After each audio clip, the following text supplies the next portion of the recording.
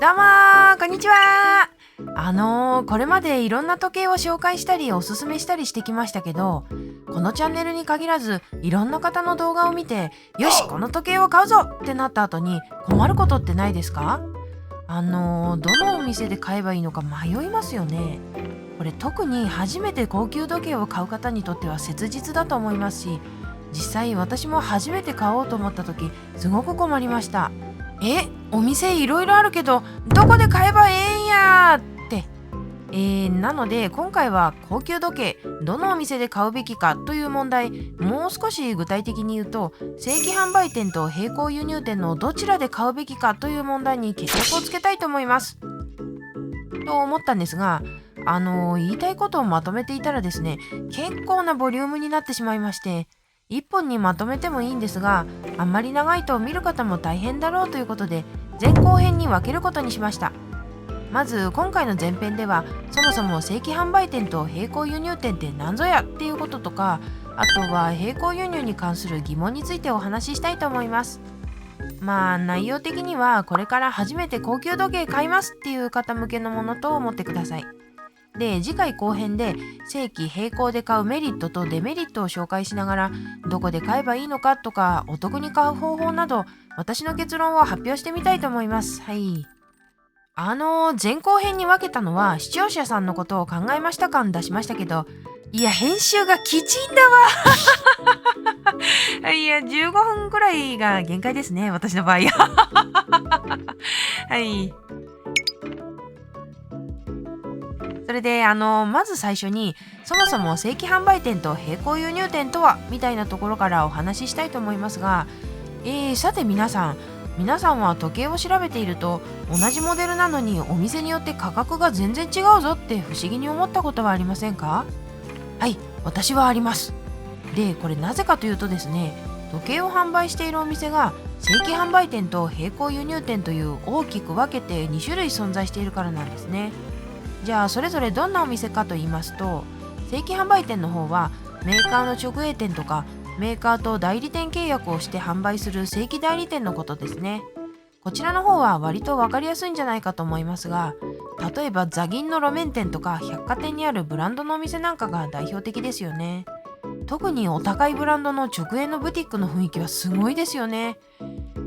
すごすぎて私なんかはそうそう入れないんですけどねそれで一方で並行輸入店はというと、メーカーから直接仕入れるのではなく、海外の正規販売店から時計を仕入れて販売するお店のことです。並行輸入店のメッカといえば中野ブロードウェイでして、あそこは本当にお店多いですよね。しかもいろんなブランドのいろんな時計が置いてあるので、ひとしきり回るだけでも1日楽しめるんですよね。はい。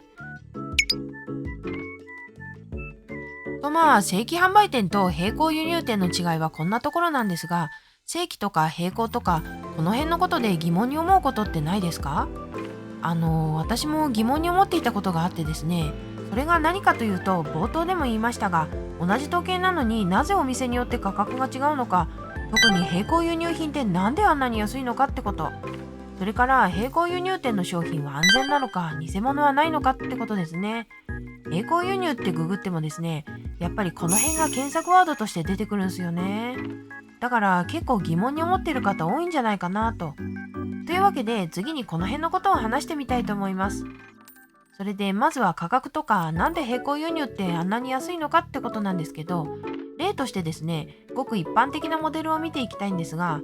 オメガの C マスターダイバー 300M という時計、人気なので取り上げてみますと、オメガの公式ホームページでは価格が91万3000円になっていますね。これがいわゆる定価というやつでして、正規販売店であればどのお店でもこの値段で買うことができますね。一方で全く同じモデルを並行輸入店で調べてみますと、例えばヒカキンさん御用達のジャックロードさんですと64万8000円で売られてるみたいですね。あとは同じ中野のお店ということで、真面目な時計や亀吉さんはというと64万2980円でしたね。若干亀吉さんの方が安いみたいでしたが、どちらのお店も定価より25万円以上安いんですよね。で、本題、なぜこんなにも価格が違うのかということですが、これはですね、まずは正規販売店。ここちらは大きな理由の一つにブランドイメージを守るために定価で販売しているっていうのがあるんですが、これって時計だと当たり前みたいになってますけど、例えばですが時計以外のハイブランドってセールをやったり、あとはアウトレットに出店したりするところが多いじゃないですか。でもルイ・ヴィトンって絶対セールとかやらないですよね。それってブランドイメージを守るためなんですよね。つまりそれと同じで、特に高級時計はそういうイメージを大事にしているので、正規では絶対セールはやらないですよね。で、逆に並行輸入店はなんでこんなに安く売れるのかっていうとですね、まずは並行輸入店は定価に縛られずに自由に販売価格を設定することができるっていうのがありますよね。ブランドイメージとかは関係ないですから。で、もちろんそれだけではなくてですね、価格を抑えるためにお店さんが様々な工夫をされているんですが、例えばどこかの国の正規店から買い付けるときに定期的に大量購入する代わりに定価より安く仕入れられるからということもあるそうですね。仕入れに関しては為替の関係で安く仕入れたりすることもできるようです。あとは正規販売店と比べて販売コストや販促コスト、人件費を抑えるとか、いろいろお店で企業努力をしているということですね。こういった努力のおかげでですね、定価よりも安く買えるわけでして、さっきは正規店ってセールやってないって言いましたけど、並行輸入店はお店によってセールをやってることもあるんですよね。いや、でけーというわけなんです。はい。それから並行輸入のものって定価よりも安いので、偽物が混ざってるんじゃないかっていう疑問もあるというところなんですけども、そこはですね、安心してください。入ってませんよっていうことなんですよね。というのも、先ほどいろいろお話しした通り、安いのには理由があってですね、偽物扱ってるから安いっていうわけではないですし、そもそも並行輸入店って海外の正規販売店などから仕入れてるので、基本大丈夫だと思ってもらって構わんよってことです。偽物を売っている利益よりも信用を失う方が企業としてはやばいと思うので、普通はそんなことはしないと思いますけどね。ただですね、調べてみると海外の正規店以外に卸会社とか海外バイヤーっていうところからも仕入れてるみたいで、ちゃんと製品は調べてるみたいですけど、やっぱり心配だよって方もいらっしゃると思うんですよ。そういう方でもし並行輸入店での購入を考えるのであれば、大手のお店さんで買えば間違いはないと思います。大手さんはもうその辺は本当に信用問題になりますから、万が一もないようにしていらっしゃると思いますし、はい。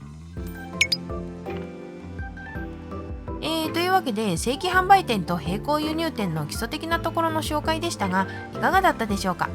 冒頭でも言いましたけれども、次回はですね、正規販売店と並行輸入店のメリット、デメリットとか、どうすればお得に買えるか、そしてどっちで買えばいいのかって話をしたいと思っていますが、これ実際問題難しいですよね。